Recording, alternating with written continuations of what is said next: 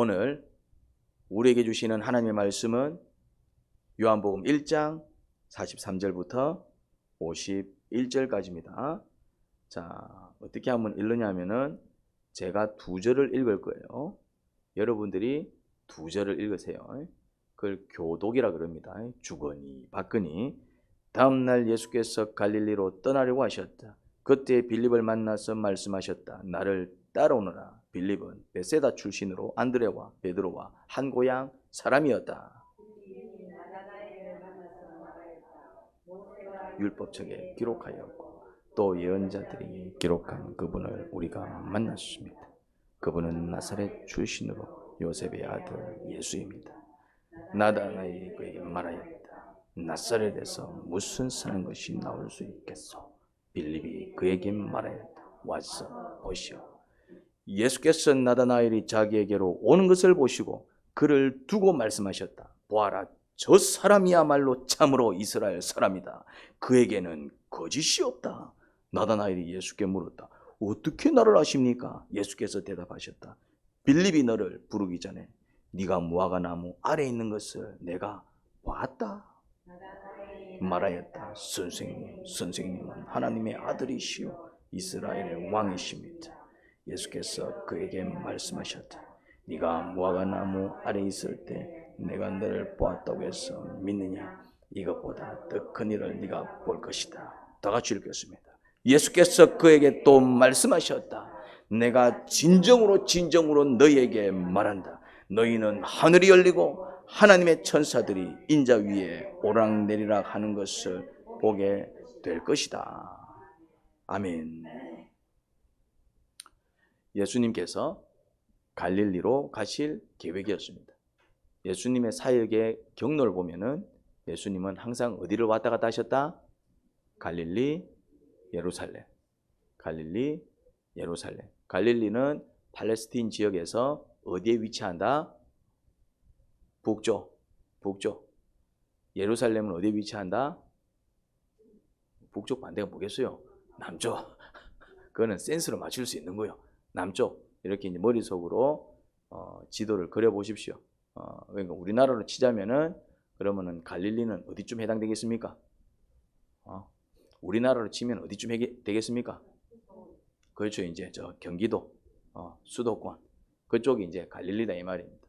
이제 북한까지 치자면은 이제 저 뭐 함경북도입니까? 저 위쪽에 잘 모르겠으니까 북한은 빼고 우리나라로 치더라도 저 위쪽에 해당된다 이 말입니다.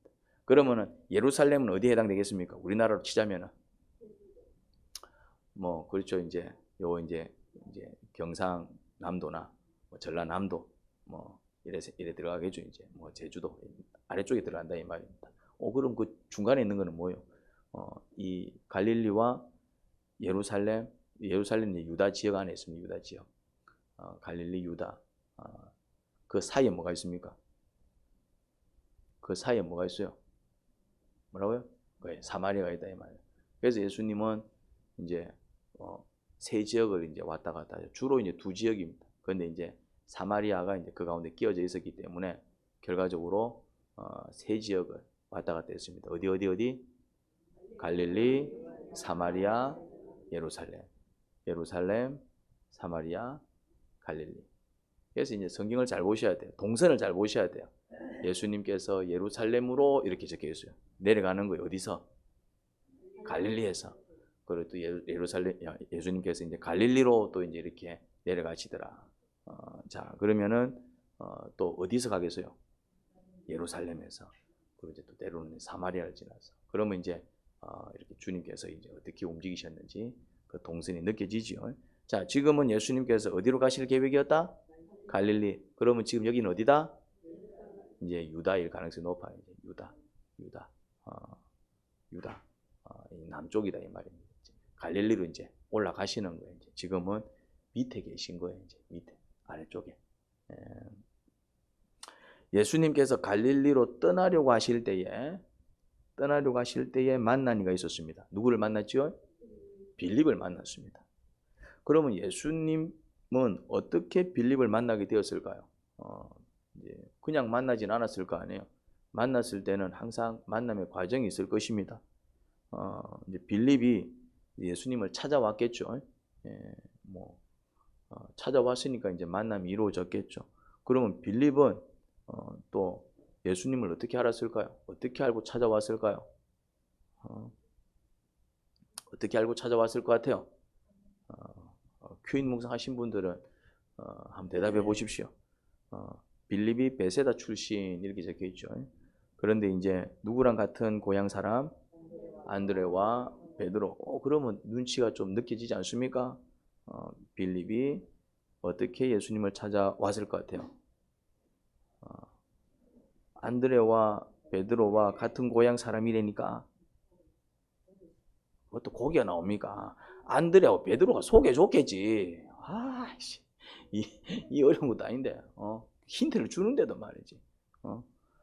분명히 이제 안드레하고 베드로가 이제 빌립한테, 야, 우리 메시아 만났어. 그래? 누군데? 했겠죠, 이제. 소개를 받고 온 것입니다. 그러면 이제 또 이제 의문이 들죠. 그럼 안드레하고 베드로는 어떻게 예수님을 알게 됐을까요?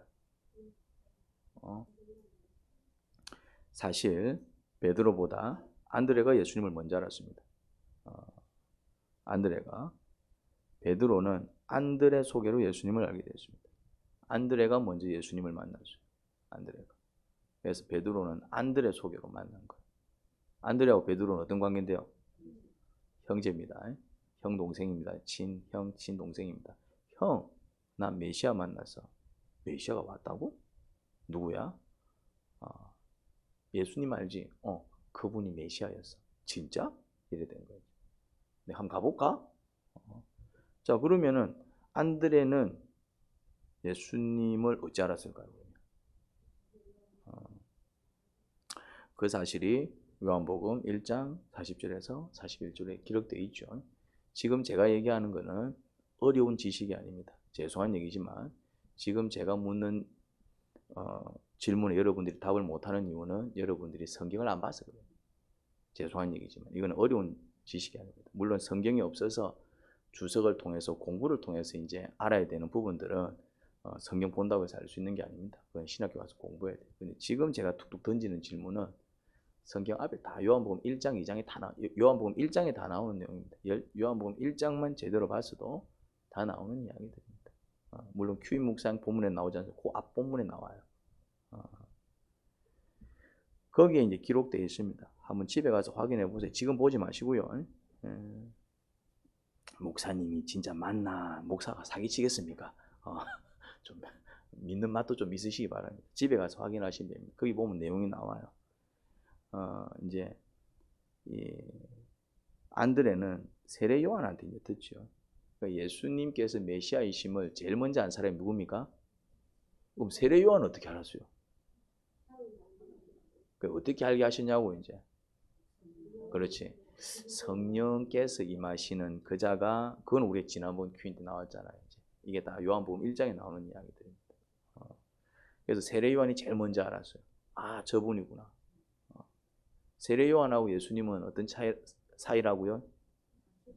사촌까지는 아닌데 좀 이렇게 약간 촌수는 멀 겁니다. 그렇지만 좀 그렇게 이제 친척지간입니다. 엄마 쪽으로 아마 친척이지 않았을까? 마리아가 임신했을 때 누구를 찾아갔습니까? 요한의 어머니를 찾아가죠. 거기서 이제 잠시 교제를 나눕니다. 그래서 이제 성경에 나와 있습니다. 요한이 몇 살 나이가 더 많죠? 6개월이 더 많습니다. 그래서 같은 나이일 수도 있고 1살 더 많을 수도 있고. 그러니까 이제 요한이 예수님을 알았을까요? 몰랐을까요? 이제 왜 몰라요? 친척이라니까네. 알았다 이 말이지. 예수님을 이제 알고 있었다 이 말. 근데 이제 예수님이 메시아라는 사실은 당연히 몰랐죠. 예수님을 알고 있었다 이 말. 제가 메시아였어? 이래 되는 거죠. 그러니까 이제 내가 영미자매님을 잘 알고 있잖아요. 근데 알고 봤더니 영미자매님이 메시아인 거야. 그럼 어떤 느낌 들겠어요? 저 양반 메시아였어? 요런 느낌. 알고 지냈다는 얘기가 이제 서로 이제 잘 알았다는 얘기입니다. 메시아라는 사실을 몰랐죠. 그런데 메시아가 저 멀리 있는 줄 알았는데 바로 내 옆에 있었던 것입니다. 그래서 이제 요한이 제자들한테 얘기합니다. 저분이 메시아야. 물론 이 메시아라는 말은 안 쓰죠. 뭐라고 씁니까? 세상 죄를 지고 가는 하나님의 어린 양, 뭐 이런 표현을 쓰는데 그게 메시아라는 얘기입니다. 메시아 뜻이 뭐냐면은 히브리어 메시아, 헬라어로 그리스도, 똑같은 말입니다. 똑같은 말입니다. 히브리어로 뭐라고? 메시아, 헬라어로 그리스도, 우리말로는 그렇죠, 구원자입니다. 우리말로는 구원자, 똑같은 말이다 이 말입니다. 그래서 우리가 예수님을 메시아라고 부르기도 하고, 이건 이제 히브리어입니다. 이제 그리스도 이거 많이 쓰죠. 크리스찬, 그리스도는 여기서 나왔는데 헬라어입니다. 우리말은 구원자, 우리는 구주라는 말을 쓰잖아요. 구주, 똑같은 말입니다. 메시아. 사실은 더 정확하게 얘기하면 하나님께서 기름 부으신 종, 이런 개념입니다. 하나님께서 기름 부으신 종, 이게 이제 메시아. 근데 이제 그 목적이 뭐냐면은 우리를 구원하시기 위해서 보내주신 하나님의 종, 이런 의미이기 때문에 이제 우리말로는 이제 구원자, 구주, 구세주 이런 표현을 쓴다 이 말입니다. 같은 말입니다. 이해가 되시죠? 그래서 이제 요한하고 이제 안드레하고 요한, 세례 요한 말고 다른 요한, 안드레하고 요한이 세례 요한하고 같이 있었다는 얘기는 그들이 세례 요한이 뭐였을 가능성이 높습니까? 그렇죠. 그러니까 이제 사실 그 사람들이 다 처음에는 이제 세례 요한의 제자였을 가능성이 높아요. 딱 그 정황을 보면은. 그러니까 이제 스승이 저분이 메시아야. 근데 다들 뭐 하고 있었습니까? 세례 요한도 그렇고 세례 요한을 따르는 사람들도 그렇고 사실은 뭐 하기 위해서 회개 세례를 베풀고 뭐 하고 있었습니까? 예수님을 메시아를 뭐 하기 위해서 그렇죠. 맞이한다 이 말. 그러니까 저분이 메시아 이래 된 거죠. 그래요? 그래서 이제 따라간 거예요. 요한하고 안드레가 따라간 거야. 따라가서 이제 하루라는 시간을 같이 보냅니다. 같이 밥도 먹고 잠도 같이 잤는지 아니면 뭐 밤새워 얘기했는지 아무튼 하루라는 시간을 같이 보냅니다. 그런데 이제 교제를 해보니까 이분이 범상치 않은 거죠. 오이씨, 진짜 메시아 맞는 것 같아. 정말 메시아 같아. 그래서 이제 달려갑니다. 이제 안드레가 누구한테 달려갑니까? 왜지? 형, 왜? 메시아를 만났어. 누군데? 예수님 알지? 그때 세례 요한한테 세례 받던 그분? 그때 기억날 것 같기도 하고 그분이 메시아였어요. 이제 이런 일이 벌어진 것이죠. 그래서 베드로가 누구한테 뛰어갑니까? 예수님한테 뛰어갑니다. 또 이제 확인합니다. 진짜 메시아 같아. 그래서 이제 이 안드레와 베드로가 또 누구한테 이야기합니까? 빌립아, 왜? 형 왜? 안드레 왜? 우리가 메시아를 만났다. 진짜가 이래 된 것이죠. 그래서 이제 빌립이 오늘 누구한테 왔다? 예수님한테 온 겁니다. 왜 왔을까요? 확인하러 그러지. 진짜 맞나 하지. 근데 맞는 거야. 확인해 보니까 확신이 드는 거예요. 그런 것 같아. 그러니까 이제 이 빌립이 이제 이번에는 누구한테로 갑니까? 나다나엘. 좀 뭐가 재미가 있죠. 재밌지 않습니까, 이야기가? 자, 제일 먼저 한 사람은 세례 요한. 근데 요한에서부터 이렇게 이제 퍼져나가죠. 누구한테? 안드레와 요한. 또 이제 안드레는 베드로한테. 또 안드레와 베드로는 빌립한테. 또 빌립은 나다나엘에게. 이렇게 이제 퍼져나가는 것을 보게 됩니다. 예수님께서 하나님의 아들이시고 메시아이심을 믿는 자들이 뭘 통해서 한 명씩 늘어나는 것을 보고 있습니까? 소개, 그렇죠. 전도죠. 이제 전문 용어는 전도인데 소개를 통해서. 근데 소개를 했다는 얘기는 어떤 의미겠어요?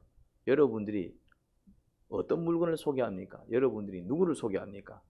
1번 사기꾼, 2번 정말 믿고 따를 만한 분, 누구를 소개합니까? 이거는 100% 이건 사기꾼이다.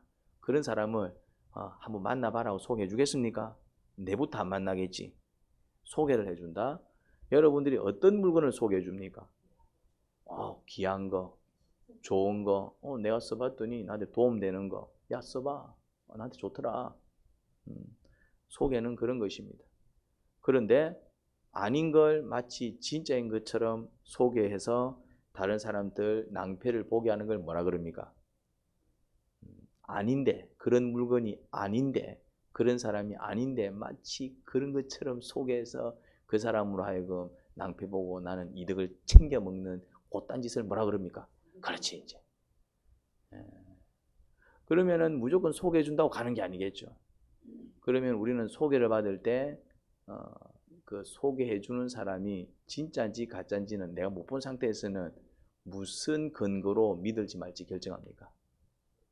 그렇죠. 사업하는 사람이랑 좀 다르네.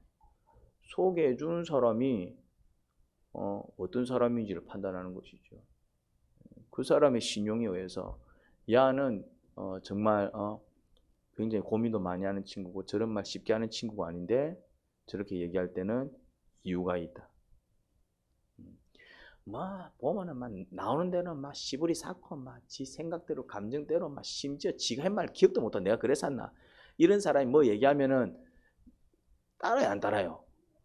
안 따릅니다. 듣도 안 합니다. 들어도 막 그냥 무슨 말인지 이해됩니까? 그런 사람 말 듣고 따라가는 사람은 그 사람이 바보요. 그 사람이 바보요. 그런데 아무리 믿을 만한 사람이고 그래서 저렇게 말할 사람이 아닌데 그런 느낌이 들어서 저렇게 이야기할 때는 이유가 아니겠나?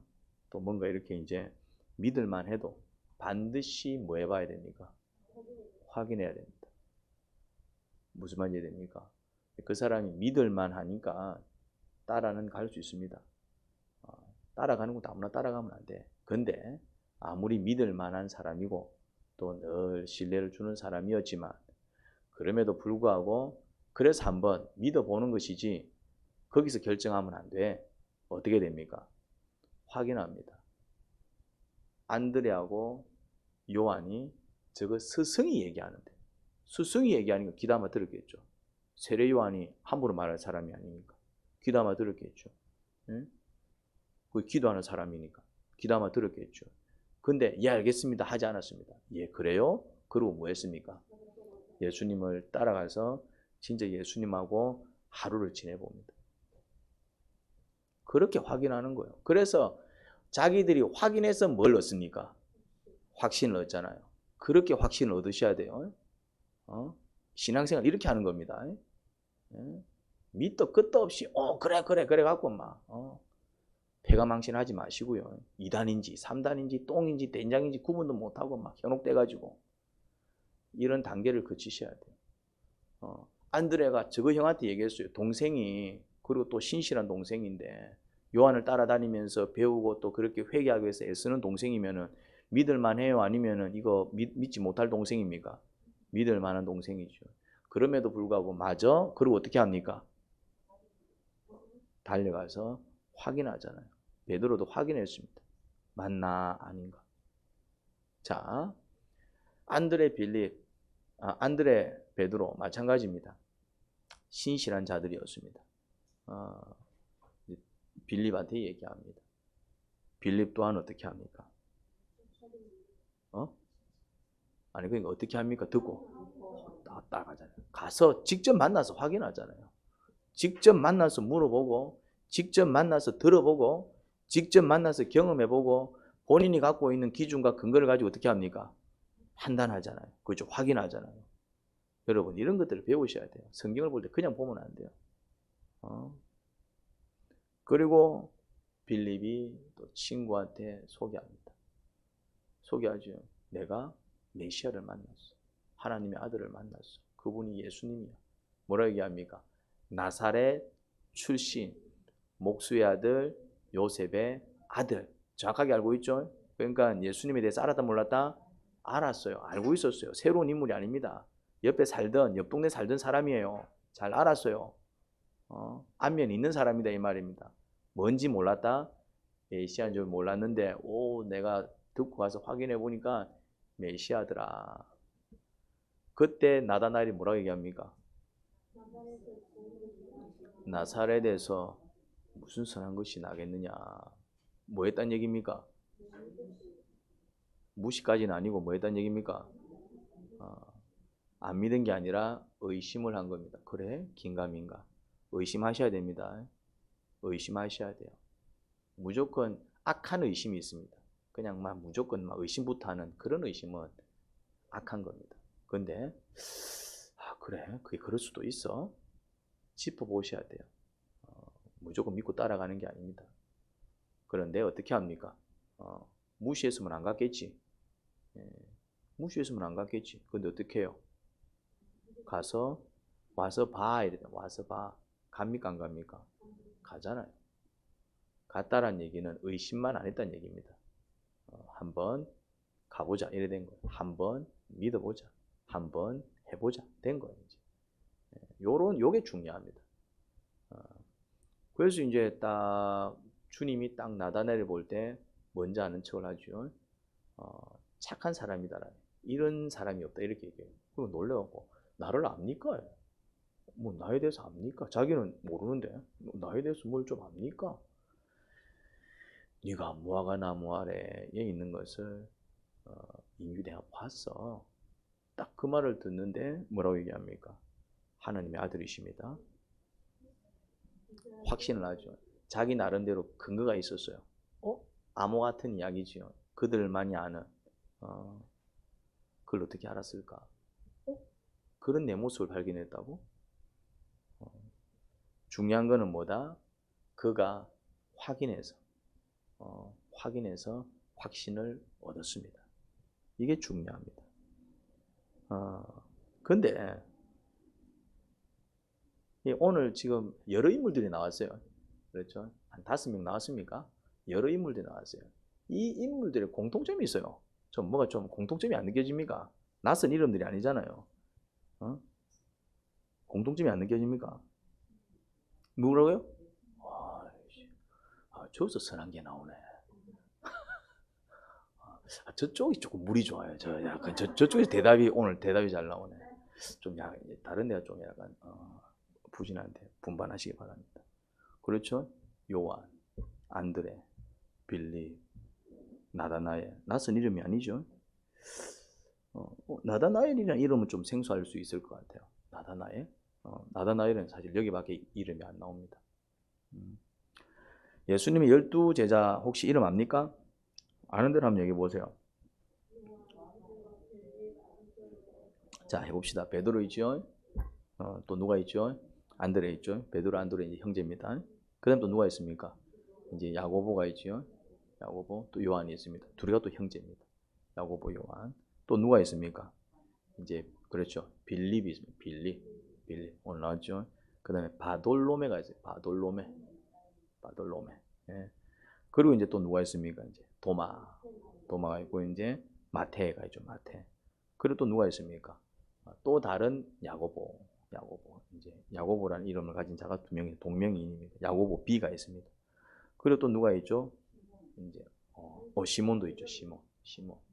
베드로 시몬하고 이름 다른 사람입니다. 베드로도 시몬이라는 이름이 있는데 이 시몬은 또 다른 시몬이에요. 그 다음에 이제 다데오라는 인물이 있습니다. 다데오. 유다라는 사람입니다. 유다. 가룟 유다 말고 또 이제 다데오 유다가 있습니다. 이 다데오 유다. 또 이제 마지막에 이제 나오는 사람이 있죠. 이제 유다. 어떤 유다? 가룟 유다. 이제 이렇게 이제 12명. 그 이제 요 보면 이제 바돌로메. 베드로의 또 다른 이름이 뭐라 그랬죠? 시몬. 베드로는 예수님께서 지어준 마치 별명과 같은 이름입니다. 시모나, 바요나, 시모나. 원래 본명은 시몬인데 예수님이 이제 베드로라는 이름을 지어줬고요. 그리고 이제 또 이 다데오는 또 유다라는 다른 이름이 있고요. 이 바돌로메가 누구냐? 바돌로메. 이 바돌로메가 나다나엘입니다. 그러면은 오늘 본문에 예수님의 12제자 중 몇 명이 나옵니까? 5명이 나오죠. 뭐 또 3명이야. 5명이. 요한, 안드레, 베드로, 빌립, 나다나엘 5명이잖아요. 오늘 본문에 나오는 이 5명이 나중에 뭐가 된다고요? 그렇죠. 예수님의 제자 중에서도 12제자가 됩니다. 예수님의 제자가 12명만 있었던 게 아닙니다. 예수님의 제자가 많았어요. 그 많은 제자 중에서도 70제자가 있어요. 70제자. 굉장히 많은 제자들이 있는데 그 중에서도 이제 70제자가 있고 70명 중에서도 이제 또 뽑힌 12제자가 있고 12 제자 중에서도 특별히 예수님께서 더 이렇게 챙긴 세 제자가 있습니다. 요 이제 이 제자 그룹도 레벨이 다릅니다. 그 레벨이 다르다고 이제 이게 다르다고 이제. 그냥 막 어중이 떠중이 따라다니는 사람들은 진짜 수천 명, 수만 명 되고요. 그 중에 이제 예수님께 이제 배우기 위해서 따랐던 소위 이제 제자라고 불려졌던 사람이 70명이 있었고요. 그리고 이제 또 70명보다 더 있었는데 그 중에서도 이제 좀 말 잘 들었던, 잘 따랐던 사람이 한 70명 됐던 것 같고요. 훈련에 임했던 제자들, 듣고 그냥 막 또 삐리삐리했던 제자들 말고 그래도 한번 해봐 했을 때 한번 해보겠습니다 하고 또 열심히 했던 제자가 한 70명.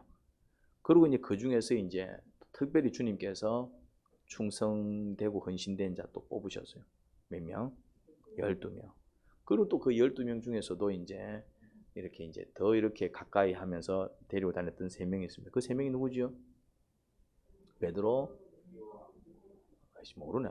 베드로, 야고보, 요한입니다. 안드레가 나오면 묻잖아. 이래 이제 여러분들이 성경을 모릅니다. 이건 성경에 다 나오는 내용들. 이건 성경을 성실하게 알 수 있는 내용들입니다. 자, 어쨌든 머릿속 좀 정리 좀 하시고요. 그런데 이 오늘 본문에 나오는 이 5명이 나중에 최측근이 됩니다. 될 사람은 떡잎에서 알아본다는 말이 있죠. 그리고 삭수가 노랗다는 말이 있습니다. 둘 다 어떤 말입니까? 이제 한 가지를 보면 열을 알 수 있다는 얘기죠. 저거는 삭수가 노랗다. 그러니까 탁 저거는 하는 거 보니까 나중에 어떻게 될 상이다. 저거는 저건 안 될 인간이다. 그런 인간들 향해서 싹수가 노랗다 그러잖아요. 이제 그 다음에 될 사람은 떡잎에서 알아본다. 저건 어쨌든 저렇게 성공할 때 이유가 있어. 쟤는 어렸을 때부터 좀 남달랐어. 쟤는 시작할 때부터 달랐어. 저래 될 줄 알았어. 사실 될 사람 안 될 사람은 거의 초반에 결정납니다. 죄송한 얘기지만 저 사람은 되겠다. 저 사람 힘들 것 같은데. 죄송한 얘기지만은 볼 줄 아는 사람 눈에는 초반에 결정납니다. 본인만 몰라서 그렇지. 죄송한 얘기지만은 이렇게 좀 얘기해보고 좀 이렇게 해보면은 이 사람 뭔가 좀 남다른데 한 건 하겠다 느낌이 오는 사람이 있고요. 이 사람 좀 힘들 것 같은데 힘들 것 같은데. 사실 될 사람 안 될 사람은 거의 초반에 결정나버립니다. 이제 그걸 볼 수 있느냐 못 보느냐 그 차이입니다.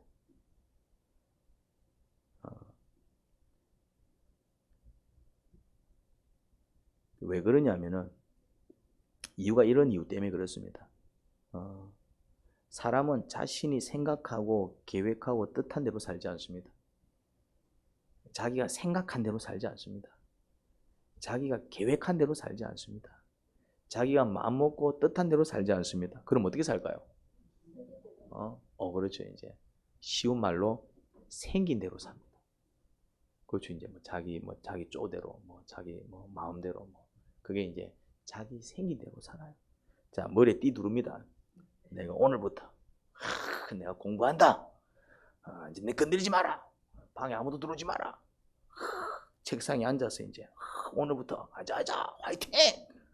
막 이제 외치면서 이제 책상에 이제 앉아서 한 친구가 공부를 시작합니다.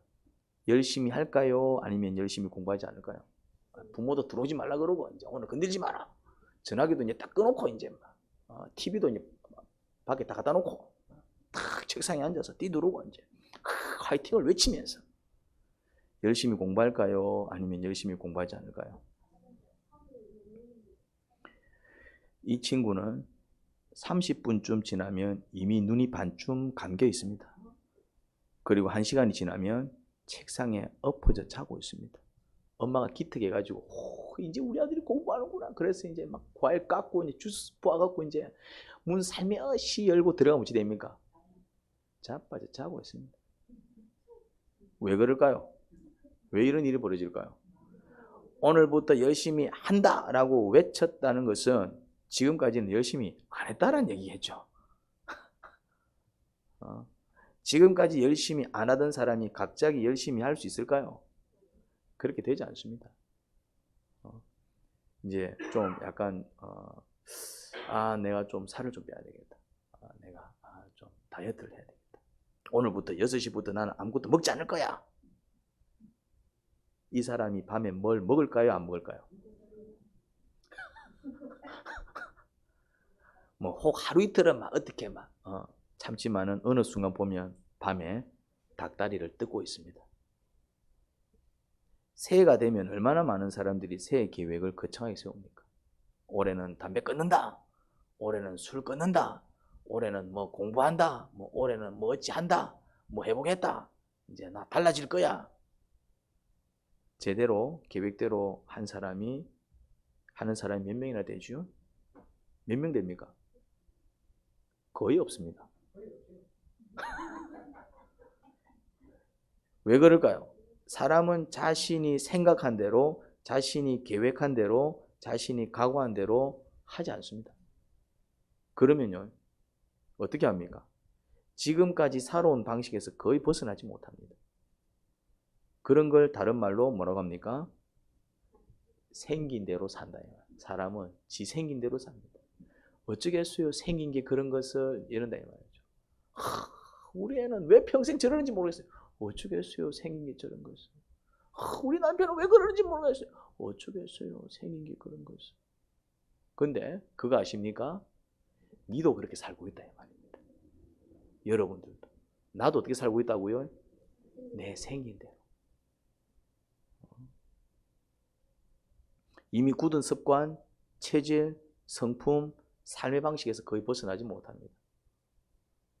그러니까 변화를 원한다면 내가 좀 변해야 되겠다. 좀 성장해야 되겠다. 정말 그런 어떤 변화를 원한다면 더 근본적인 계획과 노력이 필요합니다. 그게 뭘까요? 더 근본적인 계획과 노력이 뭘까요? 첫 번째, 자신이 어떤 사람인지 정확히 살펴서 근본적으로 뜯어고치는 노력이 필요합니다. 그냥 공부할 거야, 뭐 술 끊을 거야, 뭐 어떻게 할 거야, 이제는 뭐 이제 열심히 살 거야, 아침에 일찍 일어날 거야, 나 운동할 거야. 운동 안 합니다. 누가 운동합니까? 그렇죠. 해오던 사람이 운동합니다. 해오던 사람이 하지. 안 하던 사람이 나 이제 내일부터 운동한다. 자신이 어떤 사람인지 정확히 살펴서 근본적으로 뜯어고치는 노력을 하지 않으면 변화가 일어나지 않습니다. 그런데 이런 변화는 아무나 누릴 수 있는 축복이 아닙니다. 어떤 사람이 누릴까요? 그러니까 근본적인 변화, 자신이 어떤 사람인지 정확히 알아서 이런 어떤 근본적인 원인이 있구나. 그거를 찾아내어서 그거를 뜯어고치기 위해서 노력하는 사람. 그래서 이제 그런 변화를 누리는 축복, 누가 누릴까요? 몇 사람이 안 됩니다. 어떤 사람이 이런 축복을 누릴까요? 이런 축복을 누리는 사람은 딱 이런 사람입니다. 묵상하고 기도하고 순종하는 자만이 누리는 축복입니다. 이거는 죄송한 얘기지만 하나님 말씀 앞에서 자신의 모습이 어떠한지 정확히 이해하고 뭐 해야 되고 내가 어떤 사람인지 정확히 이해해야 돼요. 내가 어떤 사람인지 몰라요. 우리가 금요일날 목자학교를 했는데 한 자매님이 낙심 속에서 고민을 얘기하더라. 기도 제목을 얘기하더라. 가만 보니까 뭘 모르더라? 자기 자신을 모르는 거예요. 자기 자신. 자기가 그런 사람이라는 사실을. 근데 더 재밌는 사실은 주변 사람들은 다 알고 있어요. 그런 게 많아요. 그러니까 내가 알아내야 돼요. 그냥 내가 나를 이렇게 생각하는 그런 생각 말고 객관적인 생각을 가지고 계셔야 돼요. 하나님이 나를 어떻게 보시는지 정확하게 읽어내야 됩니다. 하나님 말씀 앞에서 이게 그런 모습이구나. 이게 죄악이었어. 이게 주님을 근심시키는 모습이구나. 이게 옳은 모습이 아니네. 이게 아이들 마음을 상하게 하는구나. 이게 아내의 마음을 상하게 하는구나. 이게 남편의 마음을 상하게 하는구나. 이런 말투가 원인이구나. 이게 옳지 않구나. 이런 것들을 찾아내셔야 됩니다. 잘 못 찾아냅니다. 잘 못 찾아내요. 자신의 모습이 어떠한지. 자신의 모습 중에 하나님께서 창조하신 원리에서 벗어난 모습을 발견해내야 돼요. 어디에서 벗어난 모습? 하나님께서 원래 창조하신 모습에서 벗어난 그 모습을 찾아내야 돼요. 다시 말해서 하나님의 형상대로 지었는데 하나님의 형상이 아닌 부분을 찾아내셔야 돼요. 주님 같으면 절대 그렇게 하시지 않을 텐데 그렇게 하고 있는 내 모습을 찾아내셔야 돼요. 내가 왜 이러고 있는지 더 근본적인 원인을 찾아내셔야 돼요. 그래서 그걸 벗어던지기 위해 노력하고 또 자기 노력만으로 잘 되지 않거든요. 그래서 하나님께 은혜와 도움을 구하는 것입니다. 그런 자만이 누리는 축복이죠. 이 축복을 다른 말로 뭐라고 합니까? 근본적인 변화. 서서히 내가 주님을 닮아가는 이 축복을 다른 말로 뭐라고 그러죠? 이제 무슨 말 이해됩니까? 요래 연결되는 겁니다. 많은 크리스찬들이 칭의는 얘기하지만 성화는 별로 얘기하지 않습니다. 근데 성화로 연결되지 않는 칭의는 죽은 은혜입니다. 칭의가 뭔지 알죠? 나 이제 뭐 예수님 믿기 때문에 나는 의인이 되었어. 뭐 이제 나는 무슨 짓을 해도 이제 하나님이 나를 버리시지 않을 거야. 나는 천국 가. 이게 이제 칭의를 얘기합니다. 의롭지 아니한 자를 어떤 이유 때문에 의롭다라고 불러주는 그 은혜를 뭐라고 한다고요? 칭의. 칭의는 칭, 부른다 이 말입니다. 호칭할 때 칭자거든. 칭, 부른다 이 말입니다. 의는 의롭다 이 말입니다. 칭의가 뭡니까?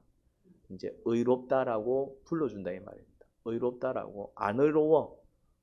의롭지 않은 사람이야. 근데 뭐라고 얘기합니까? 네가 의롭구나. 이를 불러주네. 분명히 나는 의롭지 않아. 나는 못된 사람이야. 내가 살아온 게 있는데 나는 죄인입니다. 그런데 더 이상 죄인으로 여기지 않고 어떻게? 아니야. 너 의로워. 라고 불러줘요. 어떤 조건이 충족이 될 때. 그걸 뭐라고 한다고요? 칭의라고 합니다. 하나님의 자녀가 될 수 없는 자한테 뭐라 불러줍니까? 하나님의 자녀로 삼아주신다 이 말입니다. 죄 지었는데 뭐라고 해줍니까? 마치 죄 없는 것처럼 여겨주신다 이 말입니다. 이게 뭐라고요? 칭의입니다. 이 은혜가 있어요. 예수님을 믿을 때 이 은혜를 받습니다. 사람들이 이것만 얘기하는 거야. 성경은 이것만 얘기하고 있지 않습니다. 이거보다 이거는 사실은 10%밖에 안 돼. 성경에서는. 칭의의 은혜는 10%, 20%밖에 안 됩니다. 훨씬 더 많이 얘기하고 있는 것은 성화를 얘기하고 있습니다. 그리고 이제 성화가 이제 정말 3, 40% 되고 또 뭐도 얘기하고 있습니까? 영화를 얘기하고 있습니다. 이 단계를 다 이해를 해야 되는데 칭의만 냅다 얘기하고 있어요. 칭의만. 성화로 연결되지 않는 칭의는 죽은 은혜입니다. 죽은 믿음이다 이 말입니다. 성화는 뭡니까? 이제 주님이 나를 정말 거룩하게 만들어 나가시는 그 과정이요, 그 축복인데 그 축복은 어떤 자가 누릴까요? 그렇죠. 노력하는 자, 성화를 위해서. 물론 내 노력이 이루어 나가는 건 아닙니다. 주님께서는 그런 자에게 은혜를 주셔가지고 빚어나가십니다.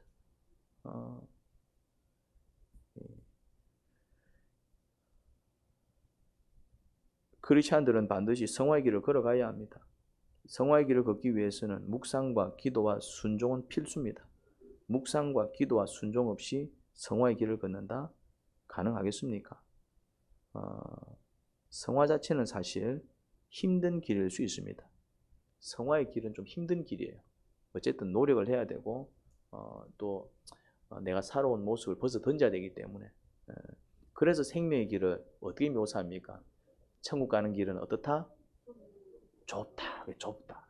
좁아서 좁은 게 아니라 내가 힘들어하기 때문에 좁게 느껴지는 거예요. 주님한테는 안 좁아. 주님한테는 억수로 넓게 느껴져. 한번 보겠습니다.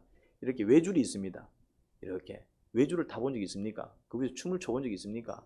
만약에 그 위를 걸어가라면 여러분 걸어가겠습니까? 만약에 계곡 위에 걸쳐놨으면 여러분 걸어가겠습니까? 떨어지면 죽는데.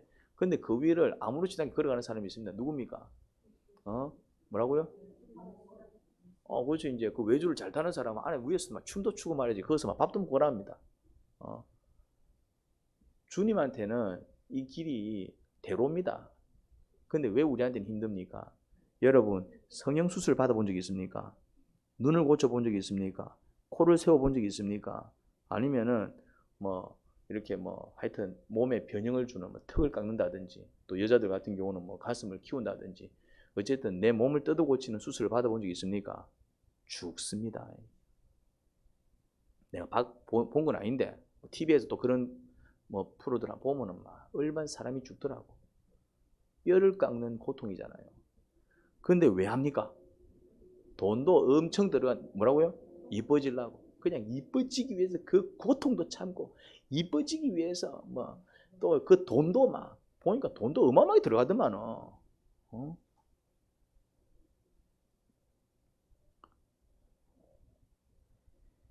그렇습니다. 우리가 이 육신도 뜯어고치기 위해서 그런 어떤 고통과 아픔이 있는데, 근데 소망 있는 사람들은 참고 견디더라 이 말입니다.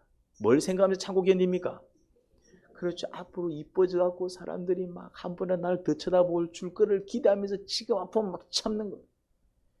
성화는 영화를 기대하면서 성화의 길을 걸어가는 것입니다.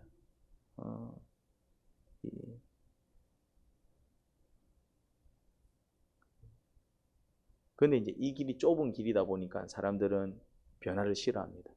성화를 싫어합니다. 오히려 뭘 기대합니까? 지는 변하기 싫어하고 네가 좀 변해. 네가 좀 변해. 어떻습니까? 남편이 변했으면 좋겠지요? 어떻습니까? 아내가 좀 변했으면 좋겠어요. 어떻습니까? 부모가 좀 변했으면 좋겠습니다. 우리 부모는 왜 저 모양이야? 어때요?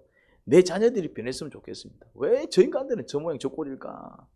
내 주위에 있는 사람들이 나를 위해 변했으면 좋겠어요.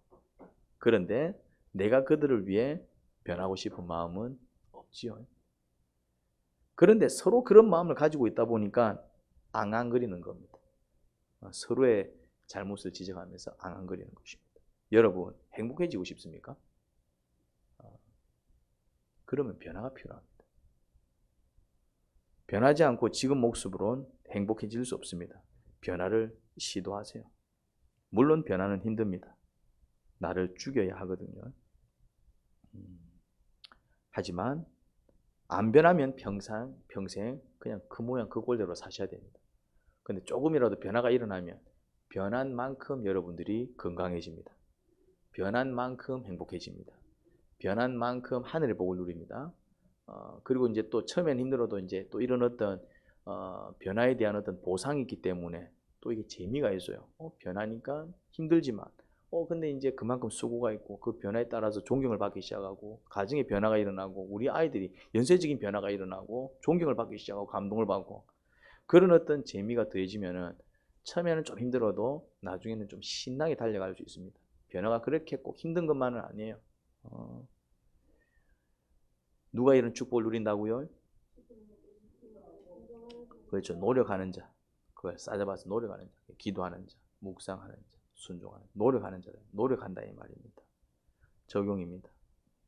여러분은 예수님을 믿는다고 말만 할 뿐 성경 한 장 읽지 않고 설령 읽어도 그 말씀을 묵상하지 않는 사람은 아닌지요? 어떻습니까?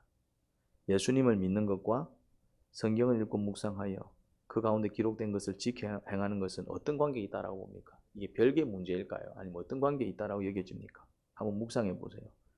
나는 주님을 잘 아는데 그래서 늘 믿고 따라왔는데 주님께서는 넌 누구야? 라고 말씀하실 그런 사람은 누구일까요? 나는 주님을 아는데 주님은 나를 모르시겠대. 그런 소리 들을 자들이 있어요.